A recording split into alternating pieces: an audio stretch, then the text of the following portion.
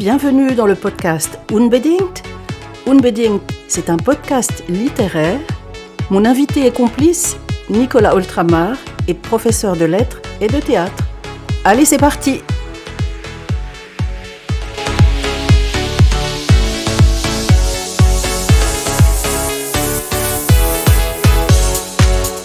Chers auditeurs, chères auditrices, bonjour. Dans ce podcast littéraire, nous allons parler du roman de Delphine de Vigan, Les enfants sont rois. La semaine dernière, nous avions parlé de ce roman, publié en 2021. Alors Nicolas, il faut tout de même reconnaître que le talent de cet ouvrage, c'est de mêler une histoire à suspense avec des problématiques qui dépassent le cadre quelque peu banal du roman policier. Et il faut admettre qu'il y a, franchement, d'importants dommages collatéraux dans ce roman.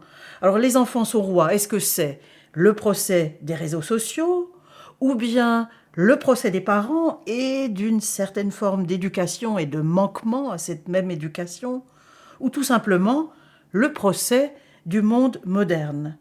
D'abord, il faut rappeler que cet ouvrage, c'est un ouvrage à suspense, qu'il naît du montage alterné, avec bien sûr des passages obligés, point polar. C'est les moments où l'on passe au crible les ravisseurs potentiels de Kimi, qui, on le rappelle, est la petite fille qui est enlevée, plus ou moins au début du roman. Ensuite, on aura assez vite compris que Clara Roussel, c'est la policière qui est chargée de l'enquête et qui, à l'âge de 6 ans, comme par hasard, est tombée du balcon, qu'elle ressent une empathie toute particulière pour Kimi, 6 ans, et que cette Clara Roussel, elle va mettre toute sa persévérance à retrouver la fillette et à analyser le contexte de cet enlèvement. Donc c'est un thriller bien ficelé au départ et qui a tout de même une dimension quand même assez réaliste. Oui, alors, un thriller bien ficelé, je ne serais peut-être pas aussi enthousiaste. J'ai bien aimé, bien sûr, le déroulement qui met une tension dans la découverte de cette problématique qui est celle des vidéos familiales où les enfants jouent le premier rôle. Ensuite, je ne peux pas dire que le thriller est ce thrill, le frisson que l'on attend, parce que oui, la mère Mélanie est dévastée en apprenant que sa fille est enlevée, mais ce qui va prendre le pas, c'est l'enquête, la découverte du système mis en place par les parents dans ces chaînes de vidéos familiales. Donc c'est cette découverte sociologique, l'enquête sociologique, qui prend le pas sur ce qu'il y aurait d'affectif dans un thriller où ce qu'on attend, c'est d'être un peu horrifié. Alors oui, il y a bien le moment où elle reçoit une enveloppe contenant un ongle, et on pense que c'est un ongle de Kimi. Donc évidemment, elle a très peur qu'on mutile sa fille. Mais ça, j'ai presque envie de dire que c'est d'abord des éléments un petit peu convenus, clichés, et puis ce ne sont que de courts moments dans une œuvre qui a d'autres ambitions. Et je pense que ici, l'objectif est ailleurs. Il s'agit surtout de nous faire pénétrer dans un monde YouTube où des gens gagnent beaucoup d'argent, donc font d'énormes profits sur le dos d'enfants, leurs enfants, et un monde qui est très méconnu. Donc c'est finalement cette plongée-là qui est importante. Et ce qui m'a beaucoup intéressé, c'est aussi le choix du personnage de Clara. Donc on l'a dit, c'est une procédurière, mais je ne crois pas qu'on ait encore expliqué ce que ça veut dire et pourquoi Delphine de Vigan a choisi ce métier. Surtout qu'à un moment, on lui propose une promotion et elle refuse. Elle veut rester procédurière. Oui. Disons-le, la procédurière, dans une enquête, c'est visiblement celle qui a la charge de constituer les dossiers et, plus exactement, de mettre tout en mots. Donc, par exemple, les vidéos, elle va les décrire, mais avec des mots, avec des phrases, faire des descriptions. Autrement dit, c'est une femme de lettres. C'est une écrivaine pour la police. Voilà, je pense que c'est évidemment un double de l'écrivain. Et l'intérêt de ça, c'est que du coup, ça montre d'une certaine façon le pouvoir de l'écriture ou le pouvoir du langage par rapport à une société qui est la société de l'image. Les chaînes YouTube exploitent l'image. Et là, le fait de décrire, et parfois de décrire d'une manière très précise, mais et sans affect, de la manière la plus objective possible, avec, on va dire, un style de compte-rendu qu'on pourrait trouver pauvre, mais ça va démystifier complètement les illusions de l'image, et ça va permettre de faire progresser l'enquête, une enquête qui nous mènera à cette conclusion que Kimi, si elle est victime de quelque chose, c'est avant tout de ce système qui l'oppresse, et elle est victime de sa mère. Alors c'est effectivement, pour reprendre la question du début, le procès des réseaux sociaux. Reprenons la conversation en reparlant du personnage de la mère de Kimi, donc Mélanie Clos, CLAUX. Elle a été socialisée par la télévision. Elle n'est pas très, on va dire, elle n'est pas très éduquée, pas très cultivée, mais elle sait une chose, c'est que la reconnaissance vient des autres, des clics, des likes, de l'audimat, et que plus on a de clics, de likes, plus on est riche. Parce que ce sont les euros, mais aussi surtout l'attention qui rend flou son narcissisme blessé. On pourrait citer ici le sociologue théoricien des médias, Georg Frank. Il a publié un ouvrage en 1998, c'est un ouvrage intitulé « Ökonomie der Aufmerksamkeit » et qui a été traduit en 2014 par « l'économie de l'attention ». Et cette économie de l'attention, pour faire simple, elle naît du temps que consacrent les internautes ou téléspectateurs qui accordent une partie de leur temps à une personne, un VIP, un phénomène. Et l'auteur part du principe que la reconnaissance se mesure par le biais du temps accordé, lequel est ensuite souvent monétisé par les marques. Et c'est ce que fait Mélanie, qui est rémunérée par YouTube et aussi par les marques dont elle fait la publicité lors de ses apparitions. Enfin, c'est plutôt les enfants qui font leur apparition dans les vidéoclips qu'elle tourne. Et les clics et les likes qui sont générés par son activité en appellent d'autres, c'est un cercle vicieux. Et toute cette attention, ça devient son capital. Elle s'enrichit, devient millionnaire, et comme elle n'a franchement pas beaucoup de points de repère, cette marchande d'attention en fait toujours plus. Et peu importe les contenus, il n'y a plus que l'attention, cette Aufmerksamkeit qui devient une fin en soi. Oui, et je rajouterais qu'il y a également dans cette attention qu'elle réclame la constitution d'une communauté. Elle insiste beaucoup là-dessus. Cette espèce de communauté qui n'est faite que d'amour, like, aimer, une sorte de communauté d'amour qui doit la protéger contre les violences de la vie, contre ses parents qui la négligent. Donc une espèce de bulle confortable, où elle est le centre d'attention de plein de gens qui sont supposés l'aimer, puisqu'ils la suivent, et elle partage tout avec eux, donc une sorte de communion factice via cette mise en scène de la réalité, qui est là aussi un élément, je pense, important de l'analyse de Delphine de Vigan. Et puis alors, peut-être on peut faire aussi une référence plus ancienne. Après tout, nous sommes face au divertissement. Et moi, quand j'entends divertissement, je ne peux pas m'empêcher de penser à Blaise Pascal et à son analyse du divertissement. Divertere, se détourner de soi-même, de son propre vide. Et c'est justement, je crois, ce que Delphine de Vigan décrit quand elle nous raconte l'espèce de dépression, de baby blues, ou non, je crois qu'il utilise d'ailleurs le mot « ennui », mais à reprendre peut-être dans son sens classique, c'est un sens très très fort. L'ennui qui s'abat sur Mélanie Clos après la naissance de son premier enfant, et un ennui auquel elle va trouver une sorte de solution dans Facebook, les réseaux sociaux, puis cette mise en scène de sa réalité et de sa vie à travers les vidéos, d'abord seulement de ses enfants, puis progressivement elle va s'inclure de plus en plus dedans, et à la fin du roman, quand elle se sera peut-être disputée avec ses enfants, ça ne l'empêchera pas du coup d'avoir sa propre chaîne, Mélanie Dream, qui sera cette fois consacrée seulement à elle, réalisant justement un vieux rêve, le fameux Dream. Oui. Alors c'est amusant parce que quand on entend le mot divertissement, Ce mot de divertissement évoque à tes yeux Blaise Pascal, et moi je pense par contre à Guy Debord, La Société du spectacle, publié en 1967, et j'y vois là vraiment une illustration de toutes les thèses de Guy Debord, parce que Delphine de Vigan met en scène la double aliénation de Mélanie, à savoir la sienne, donc l'aliénation de Mélanie, qui assure la promotion ou qui vend des objets, à savoir elle entérine des choix qui ont été faits par d'autres, qui ont produit ces mêmes objets. Et ensuite, elle génère une aliénation auprès des gens qui regardent sa chaîne YouTube pour faire partie du groupe des heureux élus. Donc, il ou elles se sentiront obligés d'acquérir à leur tour ces objets, ces articles de sport ou autres, pour faire partie de la famille, pour faire partie du groupe, pour être aussi aimés.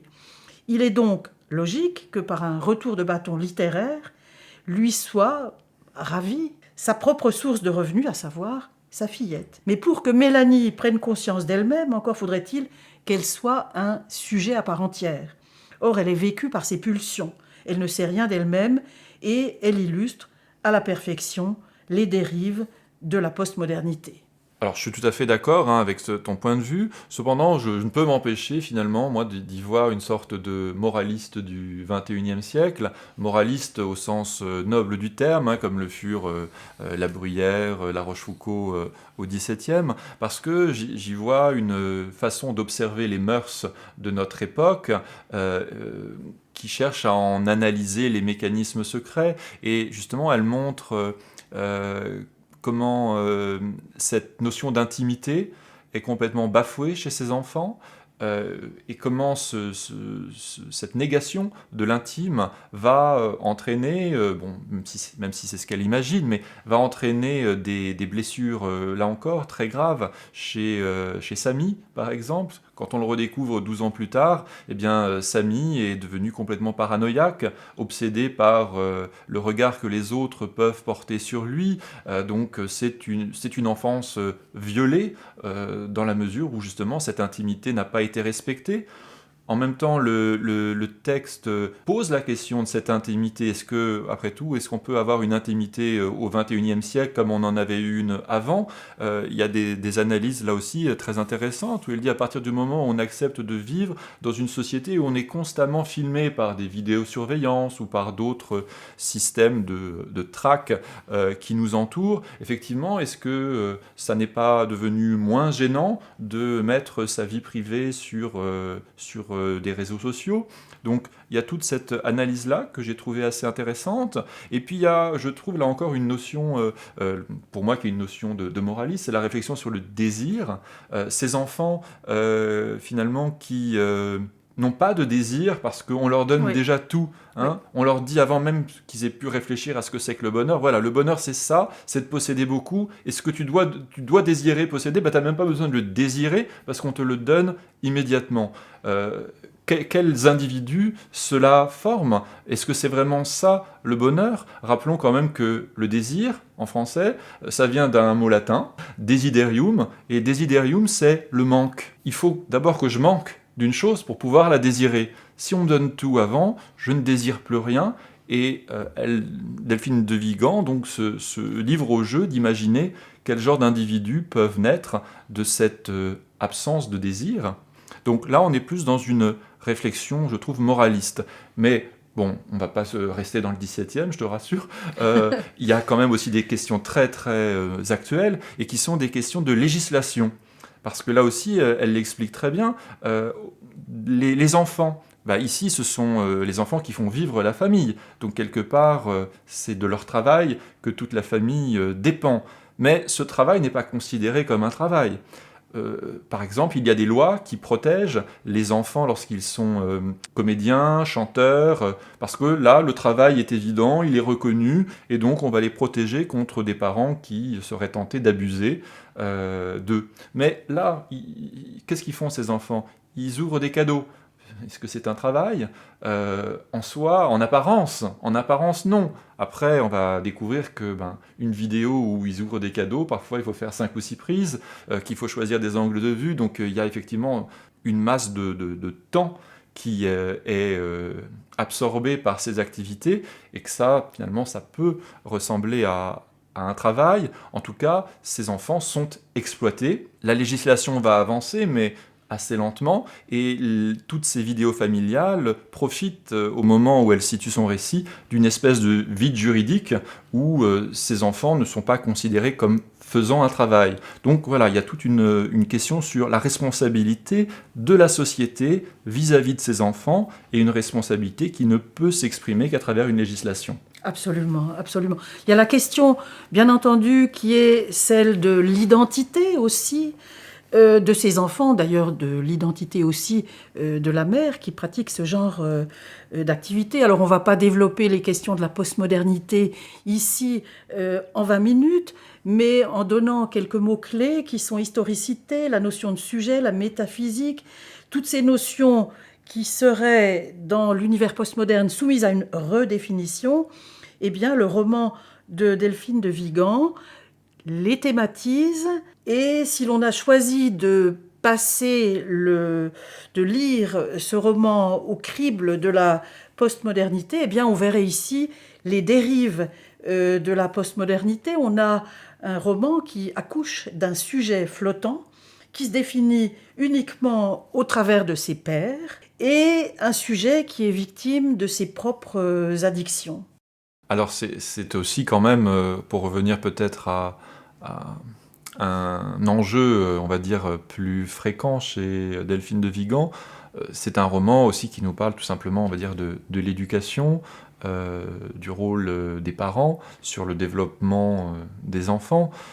Ce que je trouve par exemple intéressant, c'est que justement on est dans un roman donc policier, et pourtant les premières pages du roman, même la première partie du roman, est consacrée non pas à nous présenter le crime, même si on le devine à travers quelques petits indices, mais on va d'abord nous faire la biographie en alternance de Clara Roussel et de Mélanie Clos, comme s'il fallait d'abord raconter voilà, la manière dont chacune s'est formée à partir de l'éducation qu'elle a reçue, hein, l'une voulant quelque part se venger, prendre une revanche plus exactement sur le manque d'amour qu'elle a ressenti dans sa famille. Clara, qui d'un autre côté est devenue policière, un peu aussi par bravade par rapport à ses parents qui étaient toujours dans la contestation de la police. Donc on nous montre plutôt bien comment chacune s'est construite un petit peu par rapport et même contre sa famille, et cependant, alors qu'elles l'ont vécu, Mélanie en particulier ne peut pas imaginer que ce qu'elle fait à ses enfants aura des répercussions, et même peut-être des répercussions graves, sur leur devenir quand ils seront adultes. D'abord parce qu'on l'a dit, elle est aveuglée, elle pense qu'elle leur apporte l'image du bonheur, hein, ce qui pour elle c'est le bonheur caricatural, mais elle n'a pas les moyens, je pense, simplement intellectuels, d'imaginer autre chose, de penser que le bonheur ça peut être autrement. Donc on est ici face à une réflexion sur voilà, le rôle de l'éducation. Et également, il y a un autre thème qui est très fréquent chez Delphine de Vigan, mais qui est un thème que je trouve très, très fort, très beau, c'est cette idée de toutes les violences invisibles que nous subissons tout au long de notre existence. Ces violences qu'on ne voit pas, parce que surtout ici, cette violence, elle prend l'image du bonheur, le sourire d'un enfant qui reçoit un cadeau. Eh bien, il s'agit maintenant de montrer la violence qu'il y a derrière. Du coup, je pense que la semaine prochaine, nous allons nous intéresser à une autre œuvre de Delphine de Vigan, un petit peu plus ancienne, mais qui, elle aussi, s'attache à une de ces violences invisibles qu'elle aime dénoncer, mettre à jour. Et il s'agira des heures souterraines, cette violence qui s'exerce dans le monde du travail. Chers auditeurs, chères auditrices, merci de votre attention. Merci Nicolas. Eh bien, à la semaine prochaine.